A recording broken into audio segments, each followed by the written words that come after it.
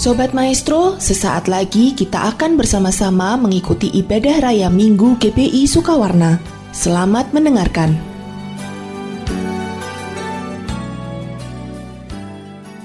Shalom jemaat Tuhan, GBI Sukawarna, mari siapkan hati bagi firman Tuhan. Biarlah firman Tuhan menerangi hati kita, menyingkapkan apa yang menyelubungi, dan memberi kekuatan, kesanggupan bagi setiap kita. Kita akan berdoa lebih dulu. Kami merendahkan diri kami Tuhan, sebagai murid-murid-Mu. Kami membuka pintu hati kami selebar-lebarnya, untuk ditegur, dikoreksi, diperlengkapi, diubahkan. Terlebih kuasa firman Tuhan membangkitkan, menerobos dalam hati kami. Hidup kami tidak pernah sama lagi. Di dalam nama Tuhan Yesus kami berdoa. Haleluya. Amin. Hari ini saya rindu berbicara soal tinggal dalam hadirat Tuhan. Kita akan belajar di Mazmur pasal ke-84. Di Mazmur pasal 84, di sana dikatakan ada lembah Baka. Berbicara seseorang melewati lembah Baka. Ini artinya the valley of weeping, lembah air mata.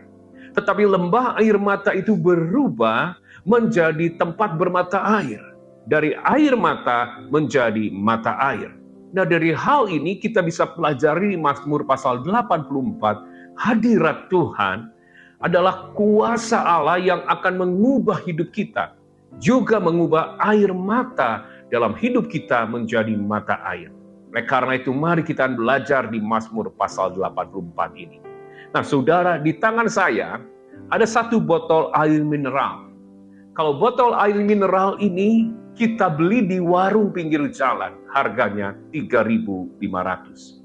Kalau kita beli ini di restoran di satu kota yang besar, harganya bisa menjadi Rp10.000. Botol air mineral dengan merek dan juga jenis yang sama, kita dapatkan di hotel bintang 5. Maka kita bisa mendapatkannya dengan harga Rp25.000. Semuanya sama mereknya, kemasannya, tetapi mengapa harganya berbeda? Tergantung tempatnya. Di mana botol air mineral ini ditempatkan. Bapak Ibu dengarkan baik-baik. Demikian pula kehidupan kita. Di mana kita berada hari-hari ini. Mungkin kita sedang mengalami banyak pukulan, hantaman, badai, cobaan. Tapi waktu kita belajar, tinggal dan menempatkan diri kita dalam hadirat Tuhan, semuanya akan menjadi berbeda. Mazmur pasal 84 ayat 10 berkata, sebab lebih baik 1 hari di pelataranmu daripada 1.000 hari di tempat lain. Lebih baik berdiri di ambang pintu rumah Allahku daripada diam di kemah-kemah orang fasik. Perhatikan kata lebih baik. Lebih baik 1 hari di pelataranmu daripada 1.000 hari di tempat lain. Bukan lebih nyaman, saudara. Seringkali banyak orang-orang Kristen memiliki sebuah paradigma kalau hadirat Tuhan berbicara kenyamanan. Tapi kata baik di sini, more than comfort, lebih daripada nyaman. Tapi sebuah perubahan yang terjadi di dalam diri kita.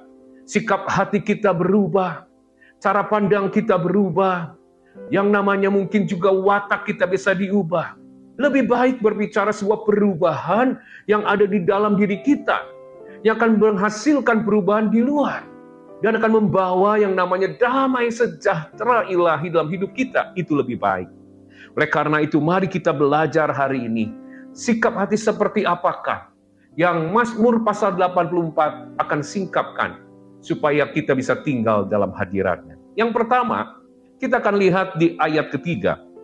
Mazmur pasal 84 ayat ketiga.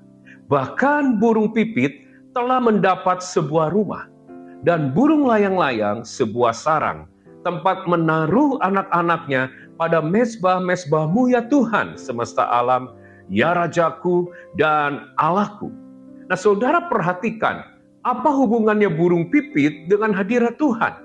Tapi Mazmur 84 menyatakan, burung pipit saja mendapatkan sebuah rumah ya di mezbahnya Tuhan.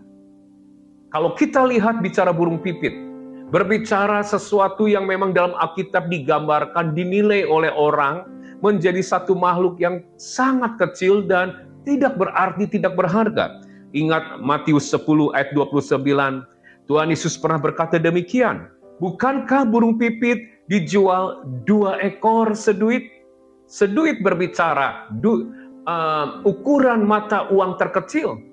Ukuran mata uang terkecil pun, saudara, ternyata burung pipit bisa dapat 2. Ini berbicara burung pipit sesuatu yang tidak berarti dan tidak berharga.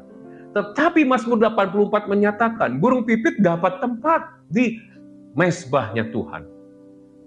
Ada pesan yang ingin Tuhan sampaikan kepada Anda dan saya.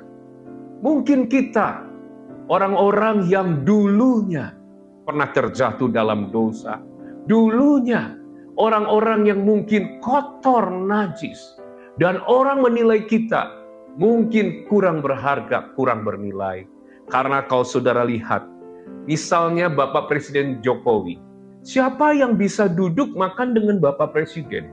Bukan orang sembarangan. Yang bisa masuk ke lingkungannya Presiden, bukan orang sembarangan. Mungkin bukan hanya sersan, tapi minimal panglima, jenderal. Pengusaha-pengusaha yang berskala nasional yang mungkin berdampak. Dan yang mengelilinginya bisa ada di dekatnya adalah orang-orang hebat, saudara. Kecuali Bapak Presiden yang turun ke bawah menghampiri rakyat. Dan kita bersyukur Bapak Presiden kita sosok yang rendah hati, yang turun kepada rakyat dan bisa makan bersama-sama di tengah rakyat. Tetapi untuk rakyat masuk ke lingkungan istana dan duduk di dalamnya bukan orang sembarangan. Tetapi orang-orang yang memiliki potensi, orang-orang yang memiliki prestasi, orang-orang yang memang sangat dibutuhkan. Tetapi yang bisa masuk dalam hadirat Tuhan, Tuhan ingatkan, yang terkecil, yang tidak ternilai, burung pipit bisa ada di dalamnya. Asal kita harus mengerti. Daud pernah berkata dalam Mazmur pasal 51 ayat 17, korban sembelihan kepada Allah, ialah jiwa yang hancur, hati yang patah dan remuk, tidak akan kau pandang hina ya Allah. Perhatikan, korban sembelihan kepada Allah, jiwa yang hancur, hati yang patah remuk. Artinya apa? Tuhan tidak melihat rupa, titelnya apa, prestasinya apa, baru bisa tinggal dalam hadirat Tuhan. Pendetakah, STH-kah, dokter teologikah, menggembalakan jemaat berapa orang, tetapi pesannya bagi kita yang pertama lewat burung pipit di Mazmur 84. Orang yang bisa masuk dan tinggal dalam hadirat Tuhan. Mereka yang remuk hati, artinya bertobat. Kita sedang hari-hari ayo saudara. Kita introspeksi diri. Mungkin kita pernah gagal, kita pernah mengalami kesalahan. Tetapi kita tetap bisa mendapatkan tempat dalam hadiratnya asal bertobat. Sekali lagi, bertobat. Mungkin dulu kita pernah melayani, dulu kita pernah dipakai Tuhan, dulu kita pernah lakukan banyak hal, tapi hari ini sedang jatuh dalam dosa. Kita nggak bisa dapat tempat dalam hadirat Tuhan.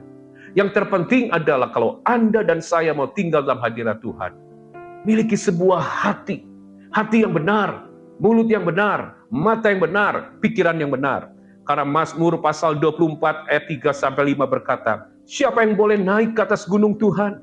Siapakah yang boleh berdiri di tempatnya yang kudus? Orang yang bersih tangannya, murni hatinya, yang tidak menyerahkan dirinya kepada penipuan, dan yang tidak bersumpah palsu. Anda mau tinggal dalam hadirat Tuhan? Dengar murid-murid Kristus. Terlalu banyak orang Kristen yang mengaku Kristen, tapi mulutnya tidak benar. Dia berbicara tentang sesuatu yang meruntuhkan iman. Dia berbicara sesuatu yang mungkin mengekspresikan segala luka kepahitan di hatinya. Itu tidak benar. Bahkan bukan hanya lewat lidah, tetapi lewat apa yang ditulisnya di media sosial. Sesuatu yang menyinggung orang lain, sesuatu yang membuat luka, sesuatu hal-hal yang negatif, yang bohong, itu tidak benar. Kalau Anda mau masuk dalam hadirat Tuhan, suci hati artinya mulutnya harus benar, matanya pun harus benar. Hari ini sudah ada banyak keluarga, dewasa muda, supaya anaknya bisa diam, diberikan handphone. Padahal lewat handphone segala sesuatu bisa dilihat. Termasuk kita orang yang dewasa. Ayo jujur, apa yang sedang kita lihat di handphone kita? Kalau Anda mau masuk hadirat Tuhan, bukan pengalaman di masa lalu, Bukan apa yang sudah kau kerjakan di masa lalu dalam kerajaan Allah, tapi hari ini, apakah matamu benar? Kau menjaga kekudusan, kesucian. Biarlah dunia mengenal kita sebagai murid-murid Kristus terkenal, bukan karena kekayaannya, bukan karena titelnya, bukan karena kehebatan, tapi karena kekudusan, kesucian, integritasnya. Itulah yang bisa masuk dalam hadirat Tuhan. Burung pipit saja dapatkan tempat. Kalau Anda hari ini sedang mengalami sesuatu, pukulan demi pukulan, sudah sekian lama rasanya jauh dari Tuhan, ini waktunya tinggal dalam hadirat Tuhan. Tuhan buka pintu selebar-lebarnya bagi mereka yang mau bertobat, mau meremukkan hati untuk hidup benar, berkata benar, matanya benar, pikirannya benar. Amin. Baik, apa yang kita bisa pelajari selanjutnya dari Mazmur pasal ke-84 ini? Ayat ke-5 dan ke-6, ini poin kedua. Berbahagialah manusia yang kekuatannya di dalam Engkau, yang berhasrat mengadakan ziarah. Apabila melintasi lembah Bakan, mereka membuatnya menjadi tempat yang bermata air. Bahkan hujan pada awal musim menyelubunginya dengan berkat. Nah saudara, ketika abad 18-an, pemimpin Amerika mengutus tentaranya untuk mensurvei wilayah Amerika. Karena di sana ada wilayah padang gurun yang luas, sehingga diberi nama The Great American Desert, saudara. Dan tempat itu adalah salah satunya negara bagian Nebraska yang sekarang dikenal, saudara. Dan ada tim pertama berkata tidak mungkin ini bisa menjadi tempat komunitas manusia karena tidak ada tumbuhan. Diutus tim yang kedua. Tim yang kedua pun berkata demikian. Tidak ada tumbuhan yang bisa tumbuh di sana, sangat jarang sekali. Jadi nggak bisa dan cocok untuk tempat namanya pertanian. Tetapi tahun 1940 ditemukannya sebuah sistem teknologi membuat sumur, menggali, dibor sangat dalam. Maka ternyata di wilayah padang gurun yang sangat kering, digali sumur yang sangat-sangat dalam. Ternyata di bawah daripada padang gurun Nebraska yang kering itu, di bawahnya adalah air bawah tanah yang berlimpah-limpah. Waktu dibor, wah airnya sangat banyak. Digali lagi, sangat dalam, sangat banyak. Sehingga padang gurun itu berubah. Sekarang menjadi tanah pertanian. Maka berubahlah julukan The Great American Desert menjadi The American Bread Basket. Saudara, artinya menjadi keranjang rotinya Amerika. Karena di sana yang namanya perkebunan gandum, jagung, sangat hijau. Bisa berubah. Karena kenapa? Digali sangat dalam. Nah, apa yang saya sampaikan? Alkitab pun mengatakan demikian. Kalau kita melewati lembah air mata, engkau sedang di tanah yang kering, engkau sedang di padang gurun yang gersang dalam kehidupanmu. Ayo kita gali dalam hadirat Tuhan. Artinya, jangan panik. Seringkali waktu kita di tengah kebuntuan, kekeringan, kegersangan, kita panik. Kita putar otak, kita peras keringat, kita mencari pertolongan kiri dan kanan. Tetapi pesannya lewat Mazmur 84, stop, berhenti. Tapi gali hadirat Tuhan. Lewat apa? Bangkitkan jiwamu, ajak jiwa tubuhmu. Untuk apa? Muji, nyembah Tuhan. Benar saudara, seringkali kita orang Kristen terjebak seperti ini. Kita bersyukur, kita memuji dan menyembah, ya sangat dipengaruhi tergantung perasaan. Memang benar, waktu pujian penyembahan, roh, jiwa, tubuh, perasaan, iman, semua bergerak. Tetapi dasar ucapan syukur, penyembahan, itu kita gali lebih dalam lagi, bukan perasaan. Karena kenapa? Ketika kita sakit, ketika kita dikecewakan, ketika kita melihat penghasilan kita mungkin berkurang atau hilang, perasaan yang ada, cemas, galau. Perasaan seperti itu nggak bisa bersyukur, nggak bisa nyanyi. Tetapi menggali artinya dasar pujian penyembahan kita adalah iman, pengharapan kepada Yesus Kristus. Masih ada harapan dalam Kristus Yesus. Sebab di dalam Kristuslah, maka kita dengan Tuhan bukan sesuatu yang jauh. Kita ciptaan, Dia Tuhan yang Maha Pencipta dan sangat jauh, susah dijamah. Tetapi dalam Kristus, oleh kuasa darahnya, pintu perkenanan kasih karunia terbuka, Rohnya yang kudus ditaruh dalam diri kita. Kita bisa panggil dia Aba, Bapa. Sangat dekat. Oleh karena itu dengan iman seperti itulah dasarnya iman. Ayo kita bangkitkan jiwaku. Bless the Lord, oh my soul. Oh my soul. Hai jiwaku, pujilah dia. Pujilah dia. Itu sedang kita gali hadirat Tuhan. Minta Roh Kudus bantu bangunkan. Dan kita bangun. Jiwa tubuh kita mulai bersyukur terus. Mungkin 5 menit, 4 menit, 10 menit, setengah jam. Terus sampai kita menemukan sesuatu. Contoh membuat sumur. Beberapa waktu yang lalu saya membuat sumur bor di rumah. Awalnya diprediksi sekitar 5 meter. Digali 5 meter. Airnya keruh dan sangat kotor. Gali lagi sampai 20 meter. Tujuannya sampai ketemu batu di sana. Baru airnya jernih. Dan hari ini airnya berbuah-buah. Kita nyanyi muji nyembah Tuhan sampai apa? Sampai terus menerus.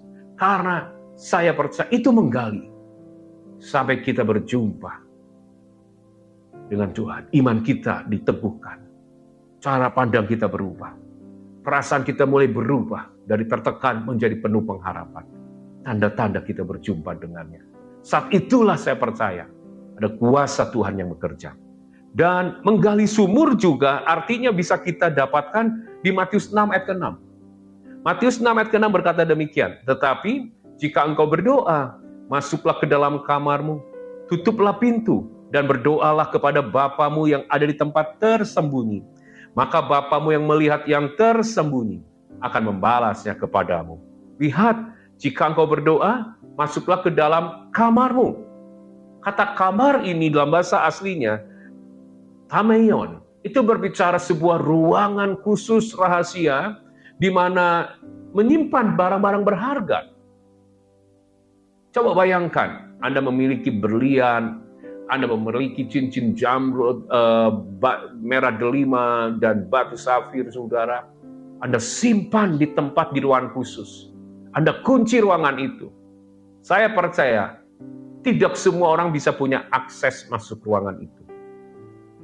Arti dari Matius 6 ayat ke-6 adalah, waktu kita berdoa dengan Tuhan secara pribadi, saat itulah tidak ada akses dari luar untuk masuk di dalam doa kita. Kita putus koneksi dengan semua pihak. Koneksi yang tersambung hanya kepada satu pribadi yang kita sembah, yang kita hormati.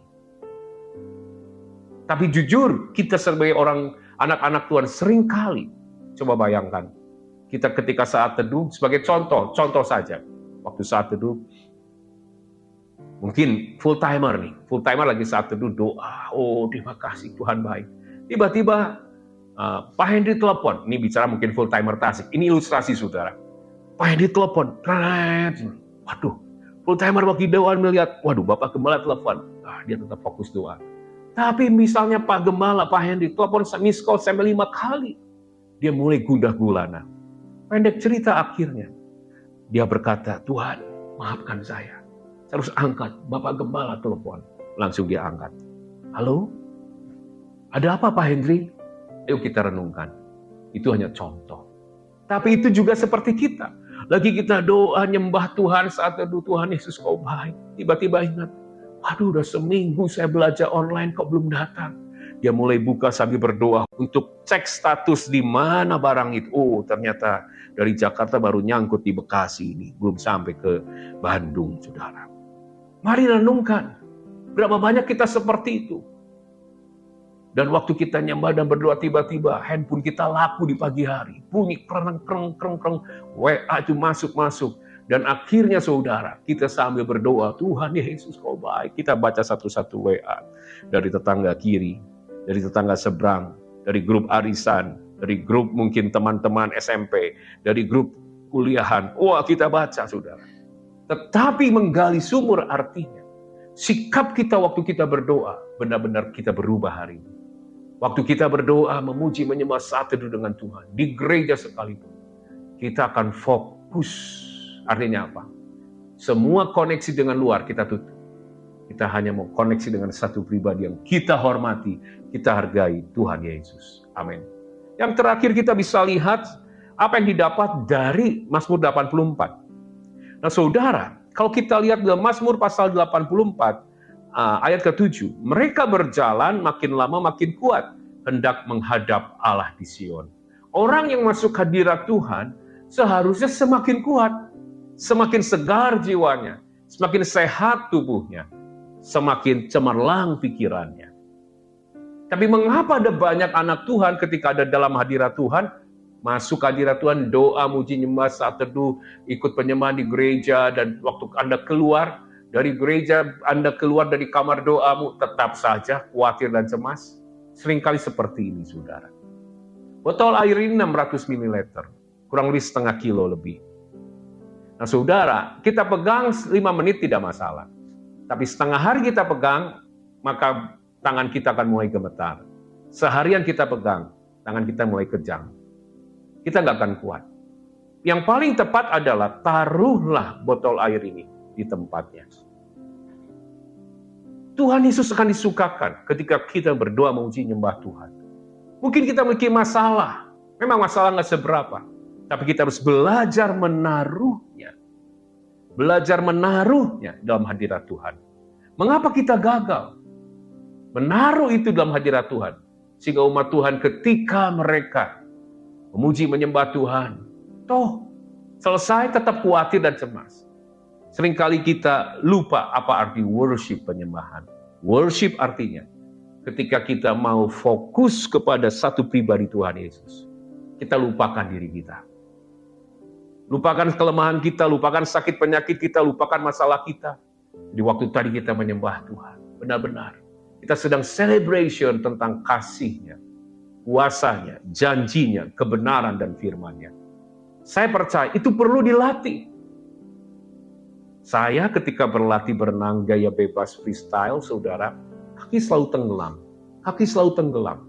Tetapi ternyata supaya ini streamline, postur tubuh itu rata dengan permukaan dan horizontal, maka kita fokus mata kita harus melihat dasar kolam. Selama ini mata saya melihat ke depan waktu kita sedang berenang. Dan ternyata harus lihat ke kolam. Dan untuk mengubah fokus melihat dasar kolam, itu perlu berlatih. Berkali-kali gagal, tapi berlatih sampai berhasil. Hari ini kita berlatih. Karena Mazmur 84 ayat 12 dikatakan, ayat 11. Sebab Tuhan Allah adalah matahari dan perisai. Matahari berbicara pusat tata surya. Jadi dalam hadirat Tuhan, jadikan Tuhan pusat. Latihlah pikiranmu. Sekali gagal, Anda ingat sakitmu, Anda ingat kelemahanmu, latihlah untuk kembali fokus kepada kasih-Nya, kebesaran-Nya, kekudusan-Nya, ke karakternya, kesetiaannya. Dan penyembahan berbicara, kita fokus menjadikan Tuhan fokus segala sesuatunya. Kalau Anda lakukan itu, Anda akan dimampukan untuk bisa meletakkan beban itu dalam hadirat. Tuhan akan berkenan dan disukakan ketika melihat anak-anaknya bisa melepaskan segala beban dalam hidupnya dalam hadirat Tuhan. Amin. Mari kita berdoa. Bapa, kami mengangkat tangan kami. Ajar setiap kami Tuhan untuk tinggal dalam hadirat-Mu. Mungkin ada di antara umat-Mu yang sedang ada di lembah air mata. Kalau engkau orang yang kau boleh mengangkat tangan. Satu hal yang Roh Kudus janjikan. Air mata bisa berubah menjadi mata air. Tetapi kita harus belajar tinggal dalam hadirat Tuhan. Pertama, sungguh-sungguh bertobat. Karena burung pipit sekalipun bisa mendapatkan sarang di mezbahnya. Miliki hati yang benar. Biarlah jaga kekudusan. Urapi setiap kami Tuhan. Urapi setiap kami. Dan ajar kami Tuhan. Hari-hari ini. Untuk semakin bisa menggali doa, pujian, penyembahan. Lebih dan lebih lagi. Dan kami mau fokus kepada Tuhan. Dan saat ini berkat-Mu dicurahkan berlimpah-limpah atas setiap umat-Mu. Terima kasih Bapa. Dalam nama Tuhan Yesus. Amin. Happy Sunday. God bless you.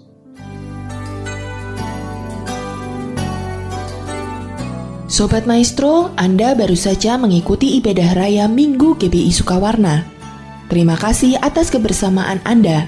Selamat hari Minggu dan Tuhan Yesus memberkati.